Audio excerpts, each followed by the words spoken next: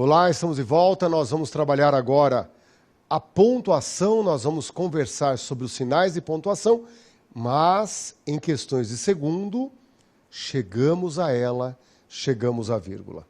O uso da vírgula é, sem dúvida alguma, a grande aprendizagem que cabe ao estudante da língua portuguesa.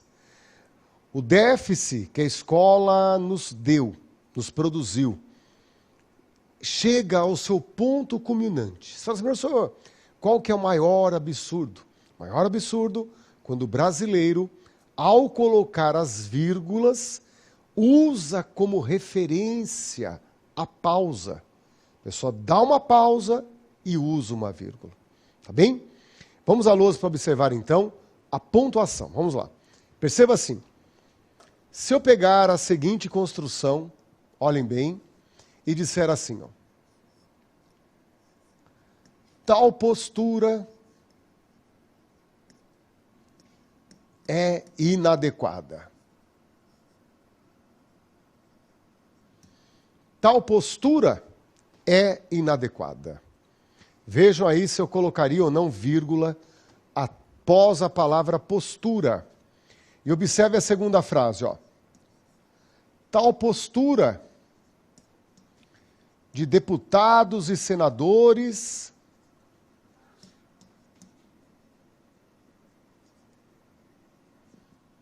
é inadequada. Agora gostaria que vocês refletissem se após senadores usaríamos ou não uma vírgula. Após postura na primeira e após senadores na segunda. Se nós tomarmos, então, a noção de pausa, a pessoa mete vírgula para todo lado. Não é? Tal postura é inadequada. É uma pausa que nos remete àquele fato da oratória, né? Uma pausa, né, bastante indignado, ou às vezes uma pausa emotiva.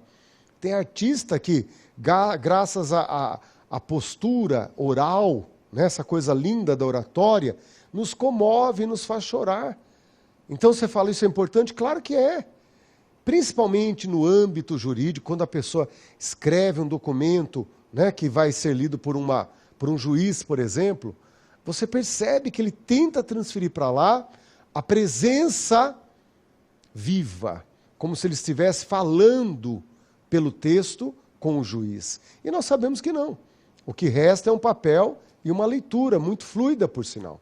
Mas a pessoa quer impregnar o papel dessa energia, dessa oralidade, o que muitas vezes é condizente com exclamação. Perfeito. A exclamação vem e mostra essa expansão, como o nome diz, exclamativa. Com a interrogação você consegue. Com as reticências você consegue muito bem dar esse ar de sequência, de ironia às vezes. Perfeito, gente. Agora, querer que a vírgula represente a pausa é o maior absurdo.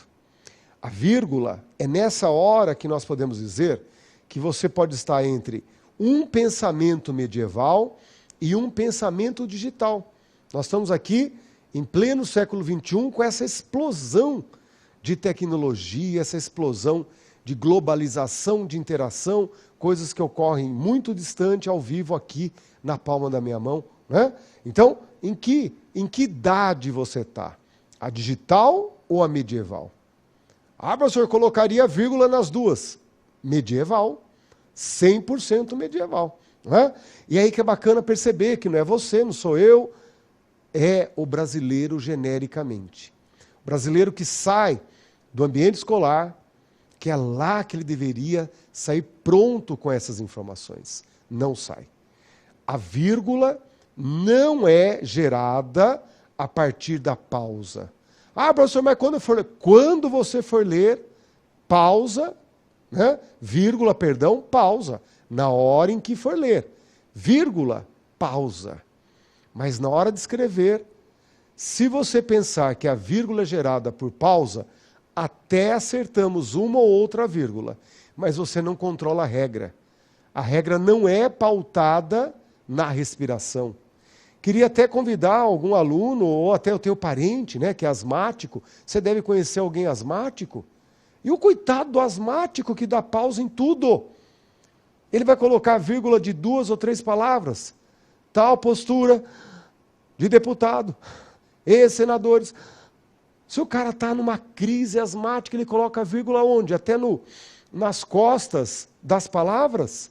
É aí que você tem que entender que o conceito de pausa é subjetivo e, portanto, não serve para a vida, para um ato convencional, que é escrever um texto, muito menos para um concurso público, criatura. Não é? Vamos voltar à lousa, então, para dizer que se você aqui emendasse uma vírgula, estaria cometendo o mais banal dos erros de pontuação. Professor, por que coloquei vírgula? Por causa da pausa. Mas é exatamente ela que gera o erro e não a pontuação correta. Então pensa assim, professor, eu dei uma pausa e gerei o uso da vírgula. Por favor, apague o conceito de pausa. Ah, professor, deu uma paradinha, até nós poderíamos, né, colocar um fundo musical com a Anitta, tudo, maior, né, sucesso e tal, porém, errado. Na hora em que a pessoa vai ler, ele pode dar pausa onde ele quiser. Mas na hora de escrever, pausa não significa vírgula. Nessa construção está cada um no seu lugar. Estamos naquela chamada ordem direta. Está cada um no seu lugar. Né? Também existe aquele fã carioca, ado, cada um no seu quadrado. Né?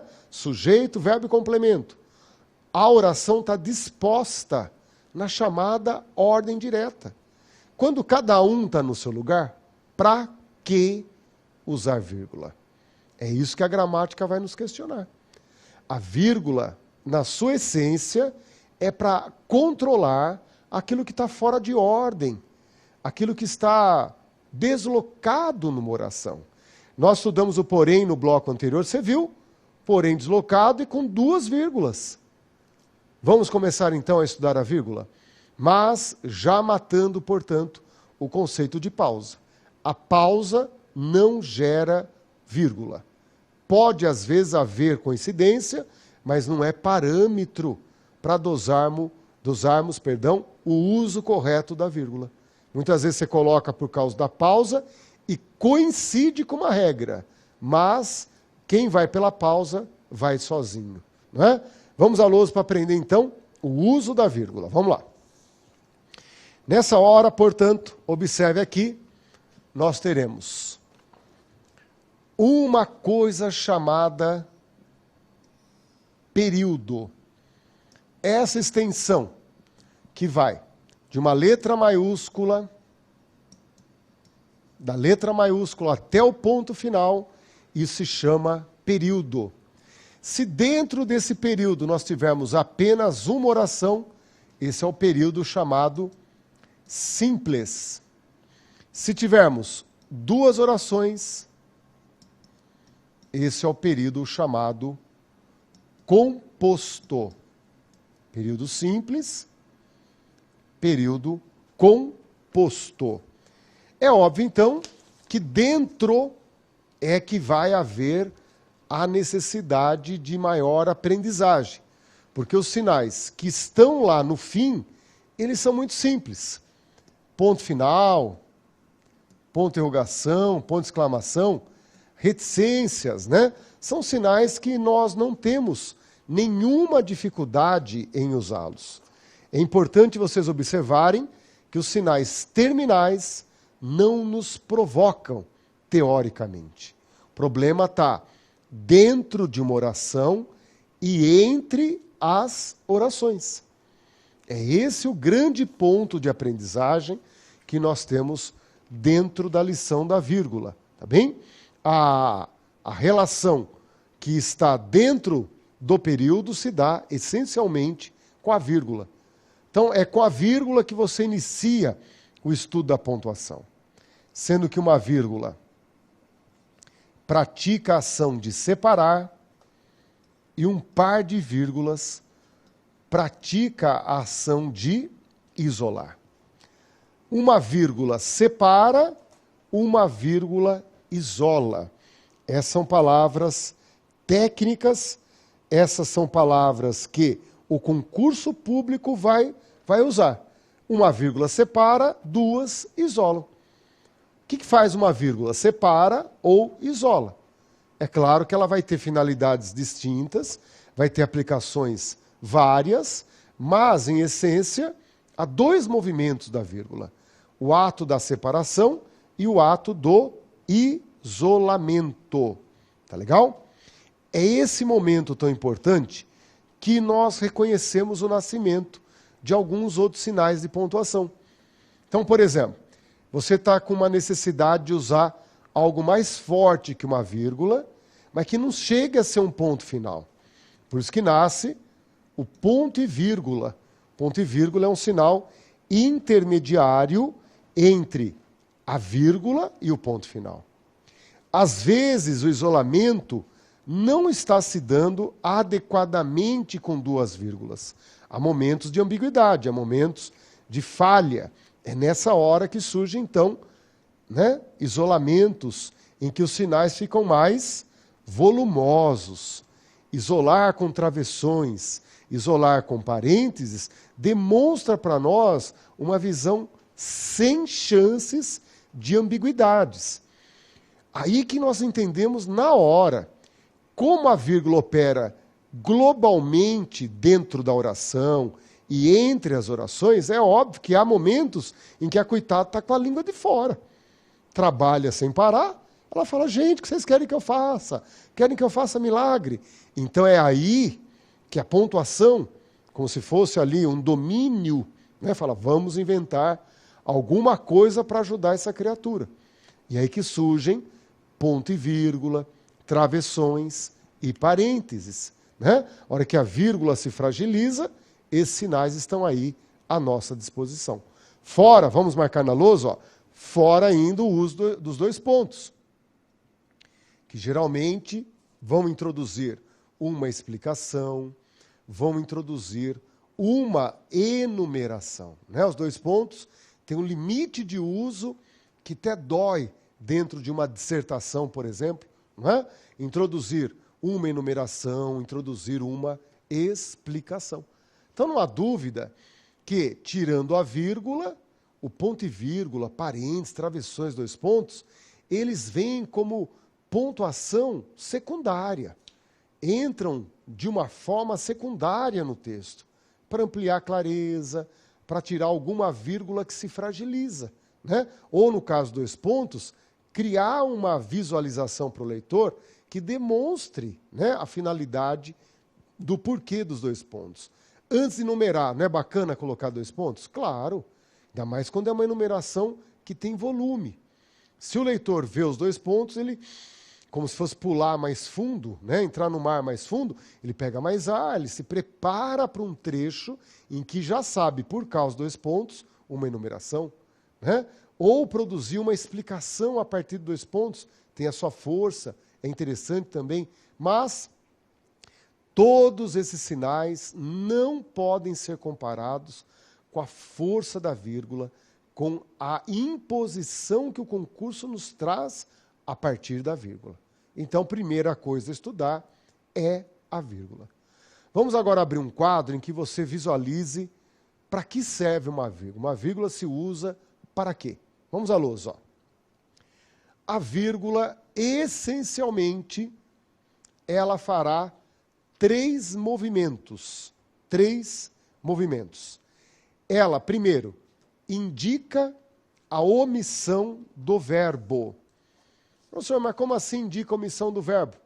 Vamos exemplificar aqui numa frase, ó, quando nós usamos assim, ó.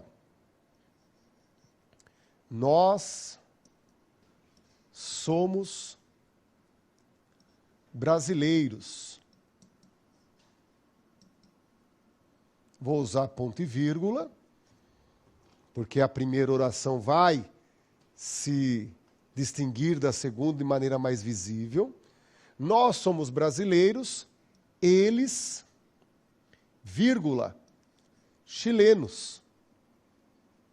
Antes de falar da vírgula após o eles, Vejam como ponto e vírgula cai bem aí, gente. Se eu usasse uma vírgula, ficaria uma vírgula antes do eles, uma vírgula depois. O leitor teria que cavocar a construção para entender com mais clareza o que eu estava fazendo. Vejam como o ponto e vírgula dá uma segurança para quem vai ler. Agora, a vírgula que está ali, gente, a vírgula após eles serve para quê? Para indicar a omissão do verbo são. Eles são chilenos. Então, esse tipo de estrutura, tá bem? É um tipo de estrutura muito esporádica. Tem aquela coisa assim, né? Ocorre hoje, daqui 6 meses você vê uma questãozinha aqui, 4 meses você vê uma questãozinha lá. É muito sazonal. Porque culturalmente não tem para onde ir. A hora que você aprende que nós também podemos usar a vírgula para indicar a omissão de um verbo, é ponto final. Não vai nem para lá, nem para cá. Guarda num cantinho e mantém a vigilância. Só que são frases, você deve ter percebido, bastante harmônicas.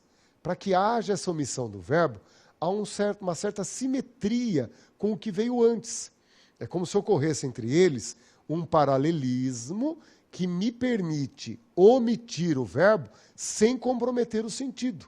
Por isso que há essa parte que antecede, que alimenta a parte posterior, a parte em que eu omito o verbo, mas indico com a vírgula. Tá bem? É uma questão que ocorre com baixa frequência. E o fato que ali estudado é um fato que não se estende, é algo estanque. Portanto, mantenha vivo. Tá bom?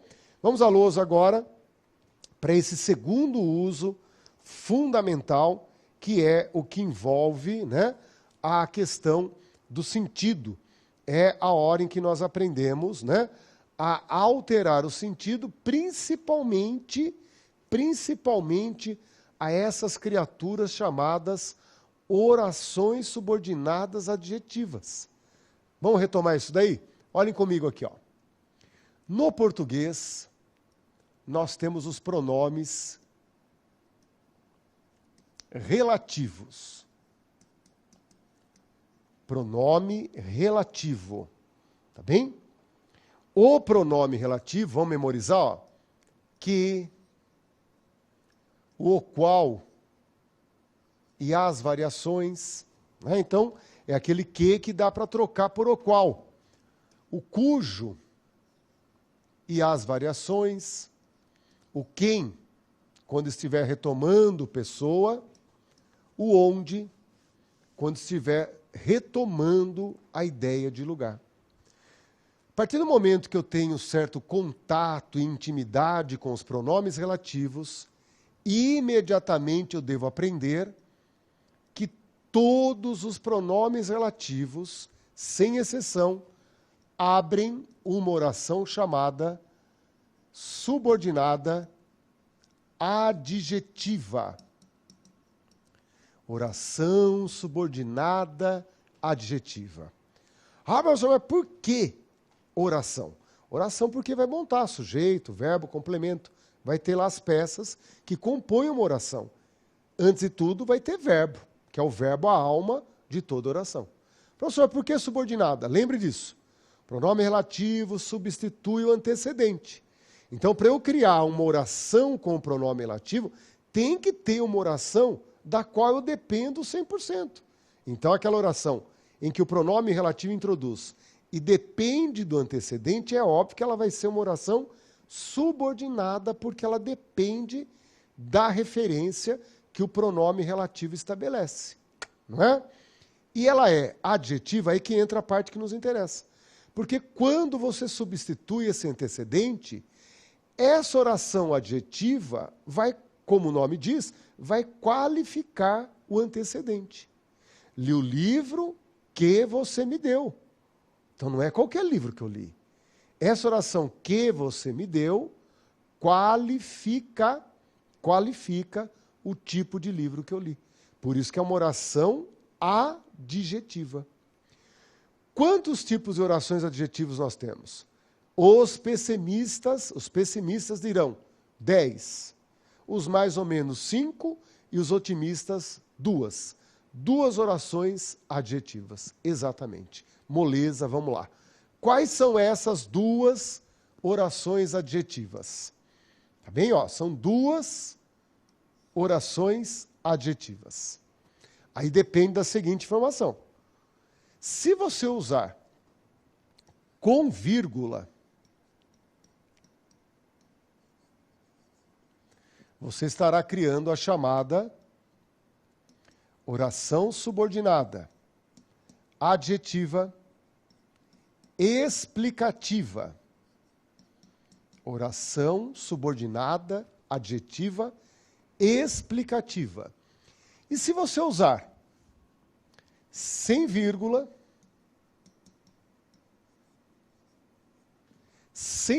parabéns, estará criando a oração subordinada, adjetiva, restritiva. Restritiva. Ok? É nesse exato momento que há um custo para chegar até aí. Ok? Há um custo, pois dependemos exatamente dessa capacidade de classificar a oração adjetiva. E as vírgulas fazem um papel decisivo. Quando eu uso vírgula, passo a ter uma oração que vai se chamar adjetiva explicativa. E quando eu não uso as vírgulas para isolar, essa oração vai ser uma oração adjetiva restritiva.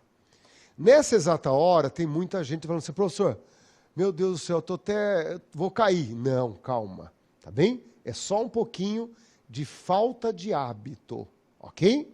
Então você tem um primeiro ponto que pode gerar questão na prova. Assinale a alternativa em que encontramos oração adjetiva. Você nunca viu como acertar essa questão. É bacana. Toda oração adjetiva é aquela que é introduzida com pronome relativo. Então, é igual mantra, saia por aí repetindo.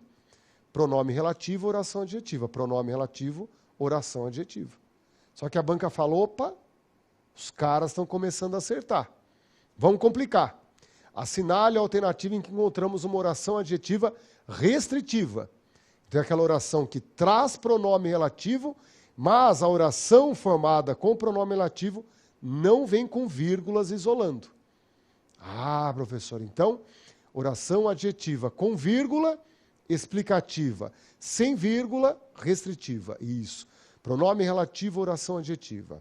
Oração adjetiva com vírgula, explicativa. Oração adjetiva sem vírgula, restritiva.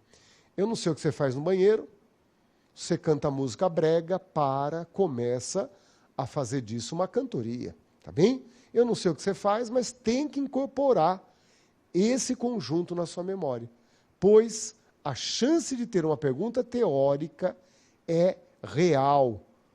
Né? Assinale a alternativa em que haja uma oração adjetiva explicativa. Tem que saber, ok? É todo o itinerário que está sincronizado na tua memória.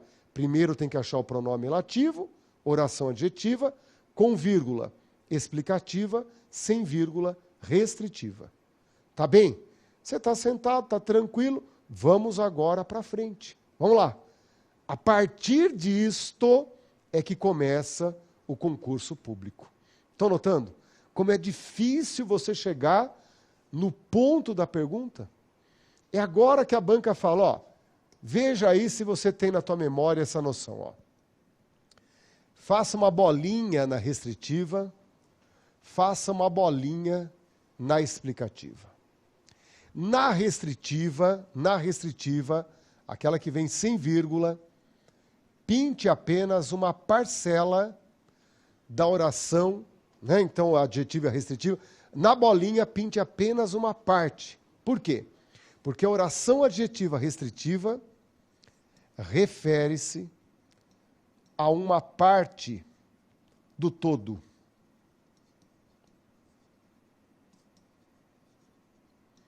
Refere-se, deixa eu arrumar aqui, refere-se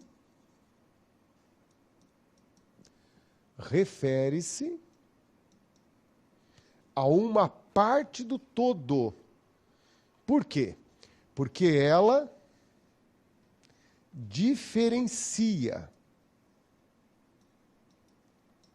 ela particulariza. ela nunca fala do todo. Ela sempre fala, por exemplo, de uma classe de 30 alunos, de um número, né, de uma parte desses alunos, nunca de todos. De um agrupamento, se eu uso a restritiva, eu me refiro sempre a uma quantidade que indica uma parcela. Então, tem uma parte que é e a outra que não é. Sempre na restritiva, há uma quantidade envolvida que não é a totalidade. É sempre a parte de um todo. E por isso que a explicativa vai fazer exatamente o contrário.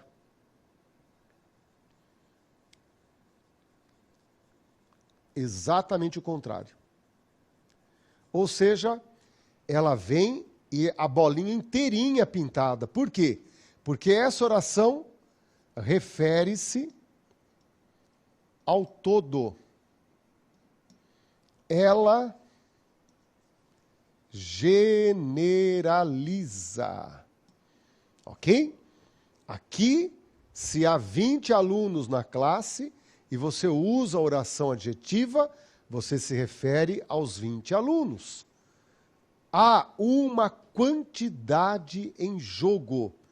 Quando se usa a oração chamada adjetiva, sempre há uma ideia, atenção, uma ideia de quantidade.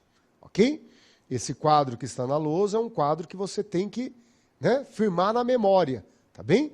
Guarde na memória. Esse é o esquema. Pronome relativo, oração adjetiva, com vírgula explicativa, sem vírgula restritiva. Sem vírgula, o que essa oração significa? Significa que de um total, de um grupo, de uma classe, eu estou sempre me referindo a uma parte do todo. Então é sempre uma quantificação parcial. É sempre a parte de um todo. E quando eu quiser usar explicativa, é porque eu não quero produzir diferenças. Eu não quero marcar entre os alunos da minha classe diferença entre eles. É algo, por exemplo, todo mundo conversa.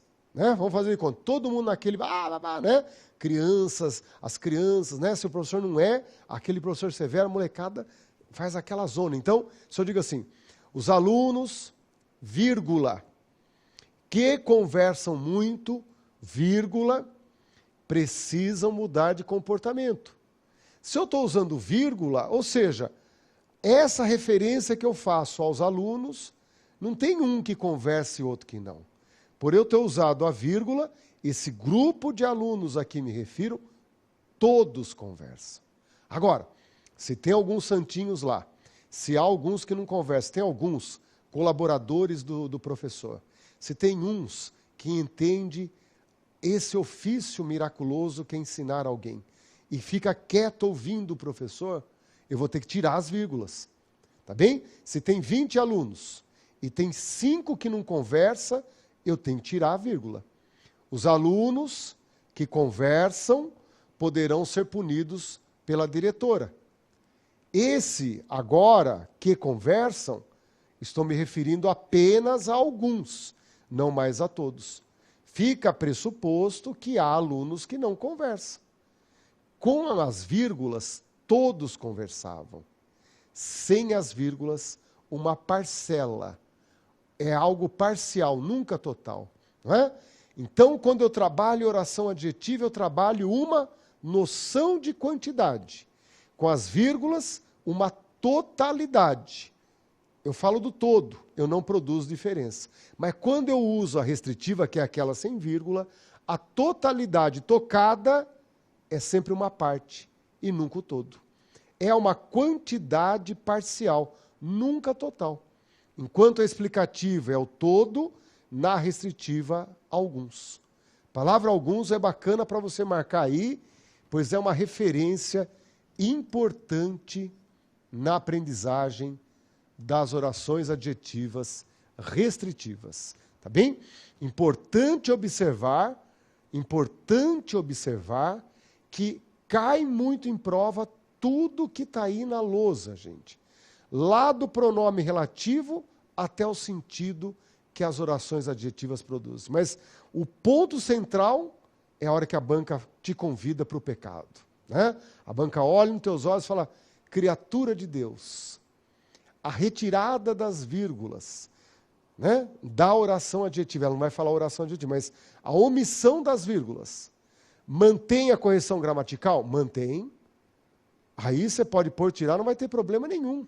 Só que a banca olha de novo nos seus olhos e pergunta, e também mantém o sentido original? Nunca. Mexeu nas vírgulas da oração adjetiva, sempre mexerá no sentido. Mexeu nas vírgulas, mexeu no sentido. Tá legal? Vamos exemplificar. Vem aqui comigo. Ó. Vamos exemplificar observando o seguinte. Se eu pego uma frase como essa, ó. Os homens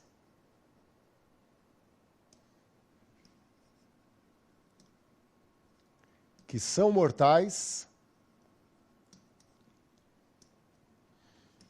sonham com a eternidade. Sonham com a eternidade. Os homens que são mortais. Olhe lá, pronome relativo. Por que pronome relativo? Porque esse que eu poderia trocar por os quais.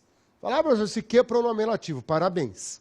Se é pronome relativo, você está numa oração subordinada adjetiva. Com vírgula ou sem vírgula? Sem vírgula. Portanto, professor, então calma lá. Calma lá. Vamos, antes de classificar, refletir o sentido. Antes de dizer se ela é restritiva ou explicativa, tem que haver entre quem escreve e quem lê um pacto de honestidade, em que a ética seja o motor dessa relação. Você está escrevendo e eu, leitor, confio que você esteja escrevendo sabendo essa regra que nós estamos criando agora, né? Essa regra que nós estamos estudando. Professor, eu não sabia. Mas como não sabia? É aí que a gente vai lendo e somos durante a leitura, guiados, às vezes, de maneira equivocada, ou lemos frases sem sentido por causa disso. Responda para mim. Existem homens mortais e imortais? Quantos homens imortais você conhece? Você vai falar, professor, infelizmente todo mundo passa dessa para uma melhor. Ninguém fica para virar semente, né? Todos os homens são mortais. Então calma lá, criatura. Para você dizer algo que é coerente, você tem que usar uma vírgula antes e outra depois, para que haja a compreensão que essa oração ela é explicativa. Pensa na bolinha aí, ou seja, dos homens, todos recebem essa característica, a característica da mortalidade. Não é um ou outro, todos. Por isso que essa oração tem que ser explicativa. Agora, se eu digo para vocês, os funcionários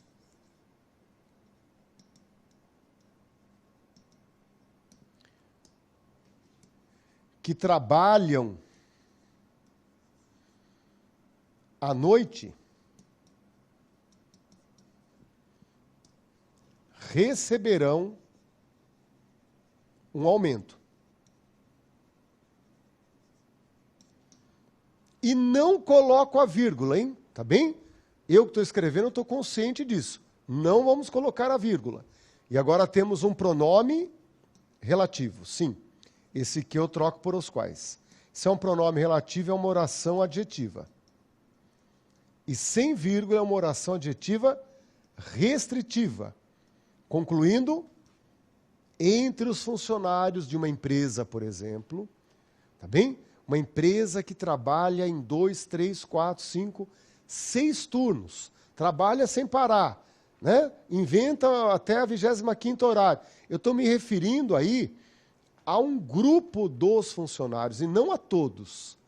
Tem o pessoal da manhã, tem o pessoal da tarde, tem o pessoal da noite, da madrugada, tá bem?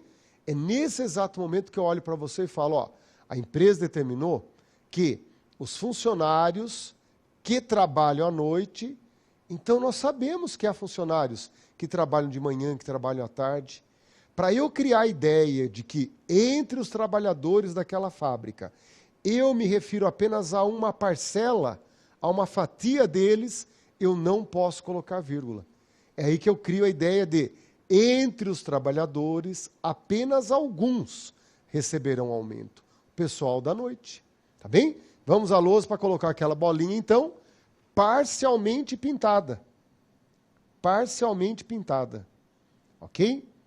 É nesse exato momento que você pode e deve observar, então, que estamos diante de uma oração adjetiva, restritiva, e é isso que você deve perceber. Que entre os trabalhadores, nos referimos a alguns deles, apenas os que trabalham à noite. Ah, professor, português é difícil. Gente, se você aprende isso, você leva para o inglês, para o italiano, para o espanhol, para o francês, não é o português. O que nos falta é essa cultura de olhar para o idioma português e entender que ele tem as suas especialidades, que ele tem uma flexão verbal assustadora, não há dúvida disso, mas ele tem muita coisa em comum com os outros idiomas. A hora que aprendeu aqui, aprendeu para lá também. Não é? Porque geralmente se compara dizendo, tal língua, né? Tal língua é assim, é assado, mas tem também nas outras línguas as orações adjetivas. Ok? É importantíssimo você entender que é nesse momento que a banca vai cogitar a omissão, a inserção de vírgulas, perguntando sobre a manutenção do sentido. E quando se mexe na oração adjetiva, sempre se altera o sentido. E o sentido que aí é alterado envolve a ideia de quantidade. Ok? A explicativa fala de um todo, a restritiva sempre fala da parte de um todo. Tá legal? Vamos voltar à lousa para observar onde estávamos. Professor, estávamos exatamente. Para que serve a vírgula? Então, a vírgula, número 1, indica a omissão do verbo. 2, pode alterar o sentido, como acabamos de ver na oração adjetiva. E 3, organiza a construção. É aí que eu tenho que perceber que a organização da construção passa pela ordem. Na hora em que as coisas estão no seu lugar, não há razão para colocar vírgula. Mas dentro de uma oração, conforme os termos se antecipam, se deslocam, é nessa hora que cabe a aplicação do uso das vírgulas. É nesse exato momento que nós temos que aprender que está nessa parte a lição que mais deixamos a desejar. É um momento de fragilidade porque a pausa substituiu a verdade, que é a ordem da construção.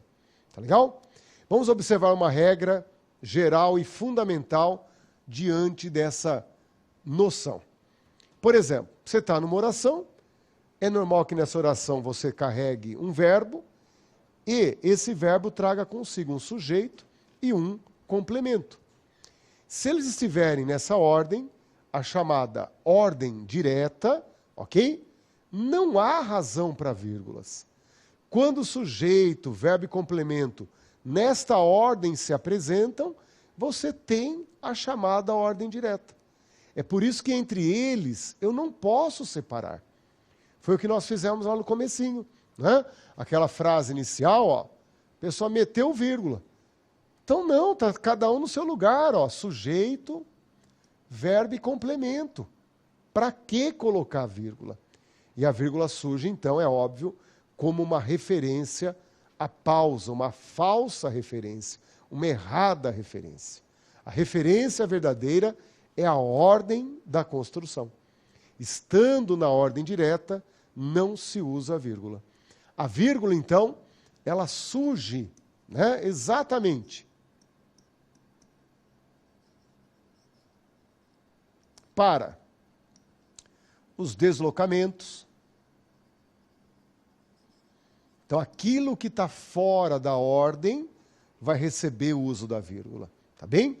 Quando você pega uma frase em que você diz, o menino lê na biblioteca. Estão notando? Está cada um no seu lugar. Sujeito, verbo e aí, no caso, o advérbio. Agora, se eu pego esse termo e desloco, porque ali ele está na ordem direta, mas se eu desloco, olhem lá, se eu digo, ó, o menino na biblioteca,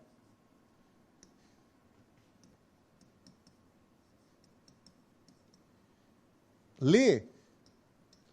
O menino na biblioteca lê. Percebam nesse exato momento que, se eu não usar vírgula, também está correto. Mas, se ali eu fosse usar a vírgula, eu tenho que entender que entre esse elemento que está deslocado, fora do lugar, há simplesmente os dois termos mais importantes, sujeito e o verbo. O menino lê, sujeito e verbo. E está no meio dele aí alguma coisa. E essa coisa antecipada, intercalada, é que nos leva ao conceito de vírgula. E se a pessoa leva o conceito de pausa, continua errando. Porque dá pausa em um lugar só, deixa cair só uma vírgula. Então ele faz assim, ó, o menino na biblioteca lê. Dá uma parada, uma vírgula. Erradíssimo. Ou, o menino na biblioteca dá uma parada, lê. E daí dá uma parada, só uma vírgula. Não. É aí que tem que entrar o conceito de isolar. Uma antes e outra depois. Vamos observar, ó. Ah, professor, eu quero usar vírgula. Perfeito. Teria que ser uma antes e outra depois, obrigatoriamente. O menino na biblioteca lê. Nesse trecho, há o conceito de isolamento. Isolamento para aquilo que está fora da ordem, aquilo que está deslocado. Professor, por que eu estou usando vírgula aqui? Ah, porque isso está fora da ordem, está deslocado na oração. Se eu colocasse antes do menino, exatamente. Né? Se eu coloco na biblioteca, como agora está no começo, apenas uma vírgula é suficiente, o menino lê. Eu tenho que ficar observando o sujeito e o verbo. Sujeito e verbo e complemento são as peças base. Conforme ocorre o deslocamento, é aí que o uso da vírgula se faz coerente. Só que eu tenho que aprender a isolar. Quando está deslocado no meio, uma antes e outra depois, como ocorreu na segunda frase. Tá bem? Além disso, nós sabemos que há termos explicativos, denominados aposto, né, que também fazem parte da aprendizagem da vírgula. Como o aposto é uma coisa acidental, ele vem sempre com vírgulas. Então, quando dizemos Pelé, rei do futebol, recebeu, e daí a frase prossegue, né? Recebeu importante premiação. Esse termo, rei do futebol, aposto, obrigatoriamente com vírgula, ele é um termo acidental, não faz parte da montagem, né, das peças importantes que compõem uma oração. O aposto, de tão acessório que ele é, a sua presença não é relevante para a estrutura. Estando o aposto ali ou não, a frase continua de pé. E o aposto jamais poderia ficar solto. Tá bem? Recordando, o aposto é uma mera explicação. E temos também o chamado vocativo. Tá bem? O vocativo que é a hora em que nós invocamos o interlocutor. Dentro de uma relação comunicativa, escrita ou falada, a hora que você chama o interlocutor, você se usa do vocativo. E o vocativo é uma peça que não monta a oração. É uma peça separada de tudo, do sujeito, do verbo. Ele é uma peça que não se vincula. Por isso que onde cai o vocativo, obrigatoriamente com vírgula. Tá bem? Nós vivemos épocas de expulsões de políticos. Fora fulano, fora cicrano. Esse fulano cicrano é o vocativo.